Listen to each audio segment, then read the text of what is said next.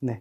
자, 이제 여러분 붕괴의 기본 원리에 대해서 전 시간까지 해서 살펴봤고요. 자, 이제 이번 시간부터는 어떤 걸 하게 될 거냐면 기장 업무, 본격적으로 어떠한 회계 처리를 어떻게 하면 되는지 이런 것들부터 좀 차례대로 살펴볼게요. 우리 기장 업무 들어가기에 앞서서 우리 기장 업무의 절차, 도대체 기장이란 무엇인지, 그 업무는 어떠한 걸로 구성되어 있고 또 어떤 순서로 진행을 하는지 우리가 이걸 좀 알아야 돼요. 그래서 그거를 하나씩 좀 살펴보면서 넘어가 볼 수 있도록 할게요. 자, 그래서 우리 기장 업무 프로세스에 대해서 다뤄야 돼요. 자, 근데 우리 기장 업무 프로세스는요, 뭐랑 딱 떨어지냐면, 기본적으로 연간 세금 신고 순서에 딱 맞춰서 떨어진다라고 보시면 될 것 같아요. 그래서 우리가 세무대리를 하는 입장에서 세금을 신고하는 게 크게 네 가지 정도 있어요. 크게 네 가지. 첫 번째가 인건비 신고라는 게 있고, 우리 1권에서 배웠죠. 인건비 신고라는 게 있고, 그 다음 부가가치세 신고라는 게 있어요. 자, 그리고 나서 이 인건비 신고 결과에 대해서 세부 내역을 제출하는 절차, 바로 뭐다? 지급명세서를 제출하는 절차가 있고, 이런 것들이 다 마감이 되고 나면 우리 뭐 하게 되냐면 법인에 대해서는 법인세 신고를 하고 개인에 대해서는 종합소득세라는 걸 신고하게끔 되어 있어요. 자, 그러면 이거를 어떻게 신고하게 되는지 그 순서를 좀 보도록 할게요. 자, 우리 인건비 신고 같은 경우에는 자, 기본적으로 다음 연도 2월 10일까 1월 10일까지, 즉 최종 신고서는 언제까지 들어가게 되냐면 다음 연도 1월 10일 혹은 2월 10일까지 들어가요. 왜 그러냐면 자, 간단히 좀 제가 화면에 사례를 들어서 설명을 드리면 기본적으로 원천세는요. 우리 1권에 있던 내용 잠깐 좀 복습하고 넘어갈까요? 자, 원천세는 어떤 거냐면 기본적으로 회사가 있고 이제 직원이 있으면 자, 이 회사가 직원에게 우리 뭘 줘요? 월급을 주죠. 월급. 예를 들어 100만 원을 준다. 이렇게 생각을 해볼게요. 자, 그럼 이 월급 100만 원에 붙는 세금이 있을 거 아니에요. 그 세금이 예를 들어 3만 원이다. 이렇게 가정을 할게요. 자, 그럼 회사는 직원에게 월급을 줄 때 얼마를 지급하냐면 100만 원에서 3만 원을 공제한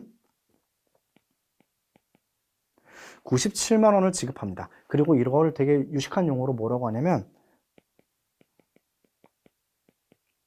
차인 지급한다 그래요. 자, 그러면 이 회사는요, 기본적으로 직원에게 100만 원을 지급하면서 3만 원을 원천 징수한 다음에 이 3만 원을 어디다 갖다 내냐면 국세청에다가 내요. 얼마를? 3만 원을. 자, 이 세금을 뭐라고 하냐면 우리 원천세라고, 이때 내는 3만 원을 원천세라고 표현을 합니다. 자, 그래서 이러한 원천세는요, 기본적으로 지급일이 속하는 달의 다음 달 10일까지 신고를 해야 돼요. 지급일의 다음 달 10일까지 신고 납부해줘야 된다. 뭘 만들어서? 우리 1권에서 배웠던 원천징수 이행상황 신고서를 만들어서 제출해야 된다. 근데 예외적으로 우리 반기 신청하는 경우도 있었죠. 반기별 납부 승인 신청을 하게 되면 반기의 다음 달 10일까지 제출을 한단 말이에요. 자, 그러면 우리 1년 동안 예를 들어 1년간 매월 월급에 대해서 원천세 신고를 하고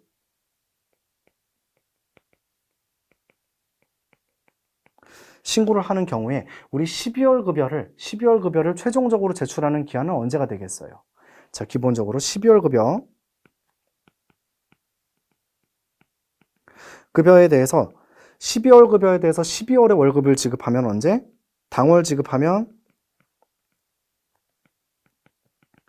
1월 10일에 제출을 하게 될 거고, 원천세 신고를 하게 될 거고, 그 다음 달 급여를 지급하면 이거를 이제 이월 지급이라고 하거든요. 이월. 그럼 다음 지급일이 언제라는 거예요? 12월 급여에 대해서 1월에 지급한다는 얘기죠. 그럼 언제까지 신고한다? 다음 연도 2월 10일까지 신고하는 거예요. 이해가 되시죠? 자, 그러면 이 원천세 신고를 대부분 그러면 언제까지 마감하게 된다? 늦어도 다음 연도 2월 10일까지 신고하게 되는 거예요. 물론 급여를 다다음 달에 주는 회사는 저는 일하면서 본 적이 없어요. 참고로 말씀드리면 만약에 회사를 다녔는데 급여를 다다음 달에 지급한다 이런 달 만나시면 사람인을 빨리 들어가셔야 되는 거예요. 이해하시겠죠? 이상한 회사예요. 그럴 리가 없어요. 그거. 네. 대부분 이제 2월 10일에 원천세 신고가 마감이 된다. 이해하시겠죠? 자, 그러면 다시 앞으로 돌아와서 자, 그럼 원천세 신고는 언제 끝난다? 늦어도 2월 10일까지 끝나게 되고. 자, 그 다음 두 번째. 부가가치세 신고는 우리 3권에서 배웠지만, 자, 언제까지 신고한다고요? 자, 각 예정 신고 기간, 확정 신고 기한, 지난 다음 달 25일까지 신고를 하게끔 되어 있죠. 자, 그럼 우리 1년치 부가가치세 신고의 최종 신고 기한은 언제라고 보면 돼요? 다음 연도 1월 25일에 끝난다는 거예요. 이해하시겠어요? 자, 그러면 자, 그렇게 되고 다음 이제 지급 명세서 제출은 어떤 개념이냐면 자, 늦어도 다음 연도 3월 10일까지 이제 제출하게 되는데 이런 개념이에요. 자, 예를 들어서 이 회사의 직원이 갑이라는 사람도 있고 을이라는 사람도 있어요. 자, 그런데 알고 보니까 이 회사의 직원, 갑이라는 직원에 대한 월급이 50만 원이었고 그 다음 을이라는 직원의 월급이 50만 원이었어요. 그래서 이 회사에서 한 달에 지급하는 급여가 얼마였다고?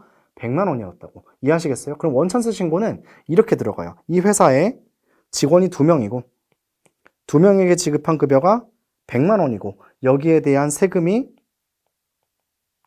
3만 원이다. 이렇게 신고가 들어간단 말이에요. 자, 그런데 우리 원천세 신고할 때는 이게 들어가지 않아요. 이 100만 원이 갑이 얼마고 을이 얼마고 갑한테 뗀 세금이 얼마고 을한테 뗀 세금이 얼마인지 이 세부 내역은 들어가지 않아요. 이 세부 내역은 언제 들어간다? 여기에 대한 세부 내역은 이 세부 내역을 작성한 서식이 바로 뭐냐면 지급 명세서라고 표현하기도 하고 원천징수 영수증이라고 표현하기도 해요. 이해하시겠죠? 자, 그래서 회사에서 여러분들 하나 말씀드리면 지급 명세서라고 표현하기도 하고 원천징수 영수증이라고 표현을 하기도 해요. 그럼 이 원천징수 영수증이랑 뭐랑 다르다? 원천징수 이행상황 신고서랑은 완전히 다른 서식이에요. 이해하시겠죠? 자, 그래서 이 지급명세서 혹은 원천징수 영수증 같은 경우에는 이제 언제까지 신고하는 거다? 2월 말 혹은 세목별로 좀 다르긴 해요. 자, 예를 들어 2월 말 이자 배당 소득 같은 경우에는 2월 말까지 제출하고 그 다음 근로소득, 사업소득 지급명세서 같은 경우에는 다음 연도 3월 10일까지 제출을 하게끔 되어 있어요. 자, 그러면 우리가 기본적으로 평소에 자, 딱 3월 10일이 됐어요. 3월 10일이 된 순간 뭐가 확정이 되어 있냐면 첫 번째 급여가 다 확정이 되어 있죠. 급여가 확정이 되어 있어요. 급여가 확정이 되어 있습니다. 어떻게? 원천세 신고도 끝났고 그 다음 두 번째 어디도 끝났다? 지급명세서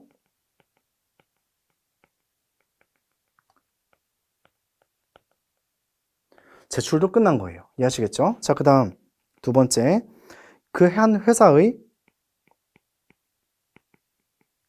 매출과 매입이 확정돼 있어요. 뭘 통해서? 부가세 신고를 통해서. 우리 부가가치세 신고를 통해서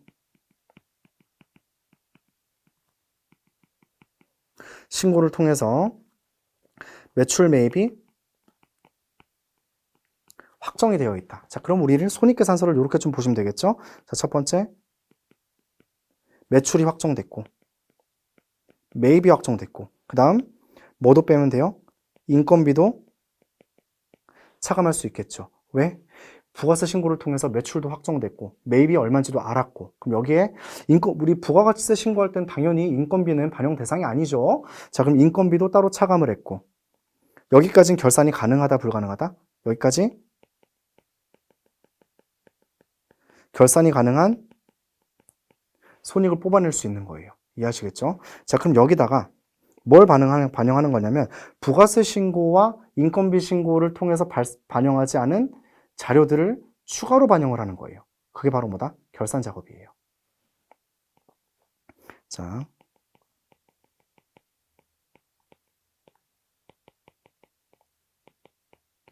결산 절차를 수행하게 되는 구조다. 자, 그래서 부가세 신고, 인건비 신고까지 하고 나서 이 세부 내역을 뭘로 정리하는 거다? 다 결산 자료를 통해서 정리를 하는 거예요. 그 결산 자료의 대표적인 내역이 어떤 거냐면 예금 통장이에요. 보통 예금 통장. 그래서 보통 예금 통장을 입력을 하면서 우리 회사에 잔액이 얼마 남았는지 이런 것들 다 반영할 수 있게끔 된다. 자, 그래서 이제 교재로 다시 가보면 자, 그 신고 순서에 대해서 이해하시겠죠? 자, 그러면 여기 1, 2 교재에 있는 1, 2, 3번까지 확정하면 뭐가 되는 거다? 이제 메인 매출과 매출 매입가 그 다음 인건비까지 확정이 된 거예요. 자, 그럼 이제 뭘 하게 된다? 여기까지 확정하고 나서 이 법인세 신고나 종합소득세를 신고하기 전에 결산 자료를 반영해서 만들어진 재무제표를 토대로 법인세나 종합소득세를 신고하는 개념이다. 이렇게 좀 이해하시면 되겠어요. 자, 그래서 일반적인 세무회계사무소 같은 경우에는 솔직히 말씀드리면 거의 대부분의 회사는 세무회계사무소는 다음 연도 2월이나 3월 달에 갑자기 결산을 해요. 근데 사실 이렇게 일을 하시면 안 돼요. 왜냐하면 실무적으로 좀 말씀을 드리면 자, 다음 연도 2월이라 하면 이미 벌써 인건비도 끝났고 그 다음 부가세 신고도 끝났기 때문에 매출 매입이 이미 다 확정이 됐어요. 그 다음 전자세 등기한서 발급 기한은 다음 달 10일까지이기 때문에 더 이상 어떠한 거래 자료를 수취하거나 누락된 걸 찾거나 이럴 수도 없어요. 이해하시겠어요? 즉 돌이키기엔 과거의 거래 내역을 돌이키기에는 너무 늦은 시기다 이거예요. 자, 그러면 우리가 여러분들이 일을 잘하려면 언제쯤부터 결산을 봐야 되냐면 늦어도 10월부터는 결산 작업에 돌입을 해야 돼요. 그래서 이 회사에 갑자기 이익이 확 늘었어요. 그럼 뭘 봐야 돼요? 비용이 누락된 게 뭐가 있는지 체크를 해줘야 된단 말이에요. 만약에 돈은 나갔는데 증빙이 없어요. 세금계산서를 못 받았어요. 그런 것들 회사 담당자들이 완벽하게 수취하지 못했을 수도 있거든요. 그런 것들을 체크해줘야 되고 그다음 기말쯤 되면은 12월쯤 되면 그래도 이 회사의 이익이 얼마인지 그 다음 이로 인해서 발생할 수 있는 법인세가 대략 얼마 정도인지 이런 것들은 정확하지는 않더라도 대략적인 금액은 알려줄 수 있어야 여러분들이 유능하다라는 말을 들을 수 있는 거예요. 이해하시겠어요? 이거 없이 그냥 3월달 돼서 결산했고 법인세 얼마입니다. 이렇게 딱 통보해버리면 누가 그 사무실을 신뢰할 수 있겠습니까? 이해하시겠죠? 즉 뭐다?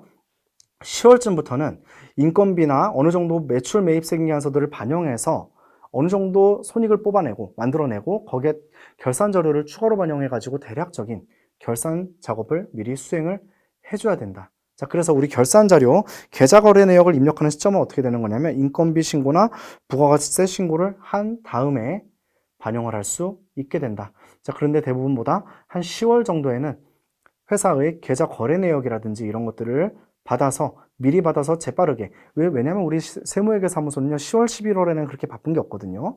그때 짬짬이 미리미리 이렇게 좀 반영을 해줘야 다음 연도 상반기에 일이 많이 편해져요. 자, 그래서 결론적으로는 기장 업무 순서는 자, 인건비 신고하는 것과 부가가치세 신고하는 시점은 이제 전표 입력하는 시점은 거의 동일해요. 왜? 인건비 회계 처리 매월 하고 전자세금계산서나 전자세금계산서, 매출세금계산서와 매입세금계산서는 전자로 발행되는 경우에는 적시에 계속 우리가 스크래핑해서 가져올 수 있기 때문에 동시에 입력을 해주고 그리고 나서 매출과 매입을 입력하고 인건비를 반영한 다음 결산 자료를 입력하고 재무제표를 어느 정도 완성한 다음 뭐 할 수 있다? 세무조정 계산서를 작성하는 세무조정 행위를 통해서 법인세, 소득세 신고가 이루어진다. 자, 그래서 결론적으로는 인건비 회계 처리와 매입 매출 전표 회계 처리 하는 걸 우리가 봐야 되고 그 다음 뭘 봐야 된다? 결산 자료를 입력하는 절차를 수행하셔야 된다. 즉 첫 번째 인건비 회계 처리, 부가세 신고할 때 매입 매출 전표 입력하는 회계 처리 해주고 그 다음 결산 자료 입력하는 회계 처리를 해주면 재무제표가 사실 적시에 계속 나와요. 프로그램이 자동으로 만들어져 자동으로 재무제표를 완성할 수 있게끔 반영이 되어 있기 때문에 뭐 예를 들어 7월까지 입력했다. 그럼 7월까지의 재무제표 그다음 7월까지의 손익계산서 다 만들어낼 수 있거든요. 그걸 통해서 우리가 이익을 보고 전년도에 비해서 이익이 많아졌다. 그럼 이익이 많아지면 뭐가 많아지겠어요? 법인세나 소득세가 많아질 거란 말이에요. 그럼 그 원인을 우린 볼 수 있어요. 매출이 늘었다든지 비용이 줄었다든지 이런 것들 봐서 적시에 사업주에게 고객사에게 이렇게 안내를 해줘야 이 거래처들도 이걸 대비할 수 있는 시간을 줄 수 있다라는 겁니다. 자, 이렇게 해서 재무제표를 완성하게 되고 그 결과로 법인세, 소득세 신고를 하시면 되겠어요. 자, 그러면 부가가치세 메인 매출 전표 입력하는 과정 우리 부가가치세 3권에서 봤었고, 그 다음 인건비를 회계 처리하는 건 제가 이따가 말씀드릴 거예요. 자, 그럼 그 전에 뭘 봐야 되냐면 결산자료 입력하기 위해서 뭘 받아야 된다고요? 계좌거래 내역을 받아야 돼요. 자, 그럼 계좌 내역을 받아서 프로그램에 어떻게 업로드하는지 한번 보도록 할게요. 자, 보면은 자, 기장 업무 프로세스의 두 번째, 통장 업로드 방법이 있어요. 자, 우리 계좌 거래 내역을 만약에 받으면 정말 계좌 내역을 출력해갖고 PDF 파일로 그냥 주는 데가 있거든요. 그렇게 하시면 너무 오래 걸려요. 왜? 한 땀 한 땀 다 입력해야 되거든요. 근데 한 땀 한 땀 입력한다고 누가 알아주나요? 솔직히 알아주지 않아요. 네. 이해하시겠어요? 자, 그러면 우리 은행 사이트에 들어가면 그 회사에서 다 뭘로 줄 수 있냐면 엑셀 파일로 줄 수 있어요. 방법이 두 가지가 있는데, 자, 첫 번째, 은행에서 빠른 계좌 조회 서비스라는 게 있어요. 그 은행마다 좀 이름은 다르긴 한데 뭐 원클릭 조회 이런 것도 있고 빠른 계좌 조회 서비스 이런 것도 있어요. 그래서 회사 사업주에게 이 빠른 계좌 조회 서비스를 등록해 달라고 하고 그걸 갖다가 그 정보를 우리가 그 기초정보 등록 여기 있는 기초정보 등록칸에다가 그 정보를 입력하게 되면 이제 그 우리가 엑셀로 업로드를 따로 하지 않아도 바로바로 적시에 통장 계좌 거래 내역을 받아올 수 있는 방법이 있고요.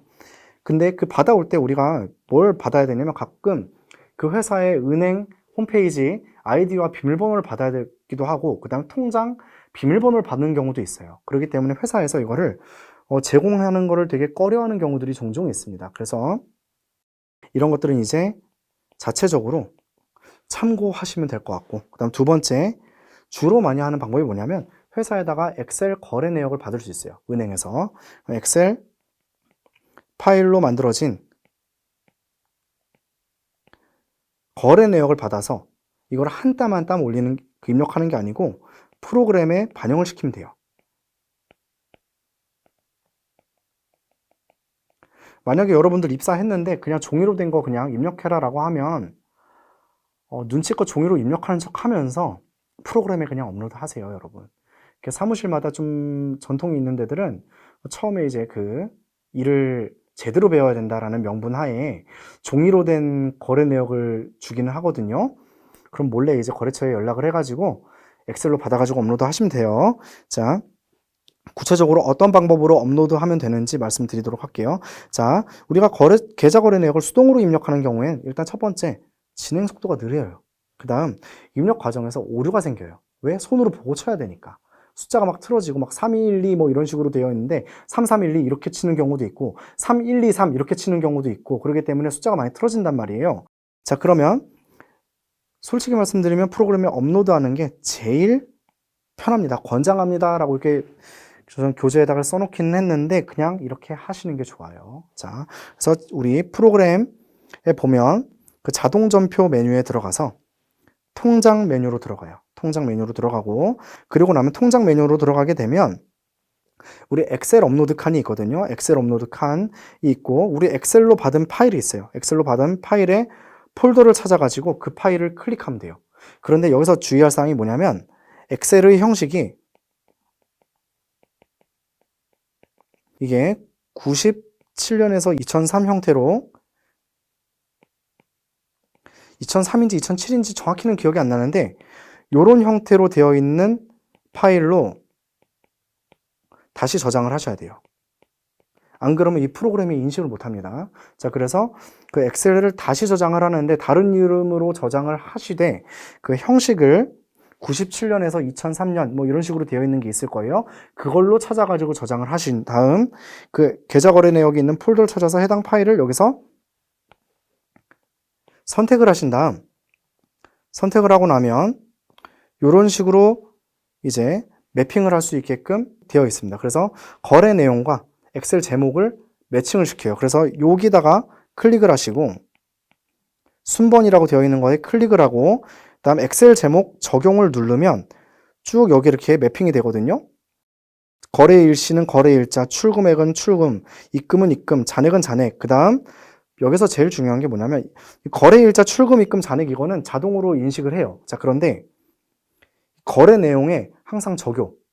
여러분들이 보고 싶은 내용이 있단 말이에요. 거래 내용 있죠? 거래 내용을 우리가 이제 분개를 할 때 봐야 되는데 이 적요에다가 이 거래 내용을 항상 매칭을 시켜 주셔야 돼요. 이걸 안 하면 이 김새싹, 뭐 대출 실행 이렇게 되어 있는 게 아예 표시가 안 됩니다. 그래서 그걸 표시를 꼭 해주고서 업로드를 하신 다음 확인 버튼을 누르게 되면 이제 마지막으로 통장, 계좌 거래 내역을 이제 거래처 코드로 인식하는 파일이 나오게 되고, 따라서 이걸 이제 체크를 하고 확인을 누른 다음 다시 통장 내역 생성 버튼을 누르게 되면 이제 이런 식으로 이제 통장 업로드 할 수 있게끔 이렇게 나와요. 그러면 이제 그 거래 내역 하나하나마다 이제 출금이 되는 거면 이제 출금 같은 경우에는 대변의 보통 예금 이렇게 자동으로 회계 처리가 되어 있다고 보시면 되겠고, 입금 거래 같은 경우에는 차변의 보통 예금 이렇게 거래가 잡혀 있다고 보시면 되겠어요. 그럼 우리는 뭐만 입력하는 거냐면 상대 계정만 여기다가 입력하고, 그 다음 여기다가 또 뭐 한다? 만약에 자산부채 계정이라고 하면 그 거래처 코드를 설정할 수 있게끔 되어 있습니다. 이런 식으로 설정한 다음 마지막으로 그 확정된 분개에 대해서 전표 전송 버튼만 누르면 분개가 넘어가는 거예요. 이해하시겠죠? 자, 그래서 실제로 이렇게 업로드한 다음 통장 내역을 보고 거래 내역을 확인한 다음 보통 예금의 상대 계정과 거래처 코드를 설정한 다음에 전표 전송을 누르게 되면 분개 하나하나가 다 완성이 된 거예요. 사실 이 작업도 되게 오래 걸려요. 그리고 이 작업도 오래 걸리는데 이걸 숫자를 보고 일일이 친다?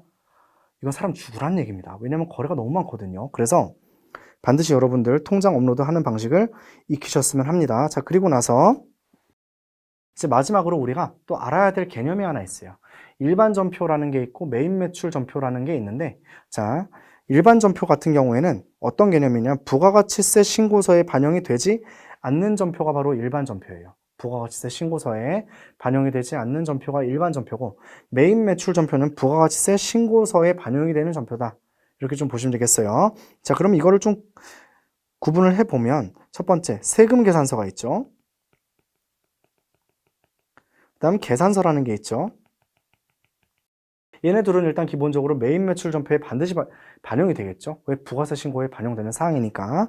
자, 그 다음 신용카드라든가 현금 영수증 거래 같은 경우에는, 자, 우리 매출 같은 경우에는 당연히 매입 매출 전표로 들어가야겠죠. 자, 그런데 매입 거래 같은 경우에는 매입세 공제 대상만 매입 매출 전표로 반영하고, 매입세 공제 대상이 아닌 신용카드나 현금 영수증 매입분 같은 경우에는 어디에 반영한다?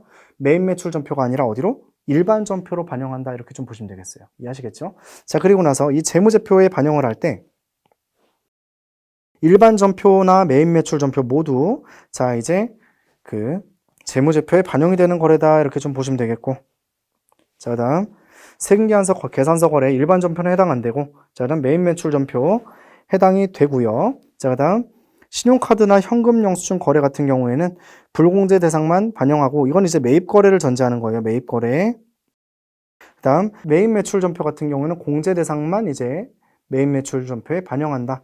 자, 그다음 수출 거래 등 영세율 신고 대상 거래에 대해서는 일반 전표는 반영 안 하는 게 맞고요. 왜? 부가세 신고 대상이니까. 매입 매출 전표에 반영한다라고 보시면 되겠고, 그 외의 결산 자료에 대해서는 여기에 뭐가 들어가냐면 인건비라든가, 그 다음 현금 영수증 외의 거래, 부가세 신고 대상이 아닌 거래에 대해서는 이제 일반 전표에 반영을 해주시면 되겠다. 자, 그다음 계정 과목에 반영되는 금액은 일반 전표는 기본적으로 매입세 공제가 되지 않았기 때문에 공급 대가, 총액이 반영된다고 보시면 되겠고, 매입 매출 전표에 반영되는 손익에 반영되는 금액은 매입세액이 공제되는 경우에는 공급가액이 손익에 영향을 미치게 되고요. 그다음 매입세액 불공제가 되는 경우에는 공급 대가가 손익에 영향을 미치게 된다. 즉 계정 과목 반영 금액이다. 이렇게 좀 보시면 되겠습니다. 자, 이렇게 기장 업무 프로세스와, 자, 그다음 통장 업로드하는 방법, 그다음 일반 전표와 매입 매출 전표를 어떤 식으로 구분하면 되는지에 관해서까지 간단히 좀 설명드렸고, 잠깐 쉬었다가 다음 내용 나갈 수 있도록 하겠습니다. 수고하셨어요.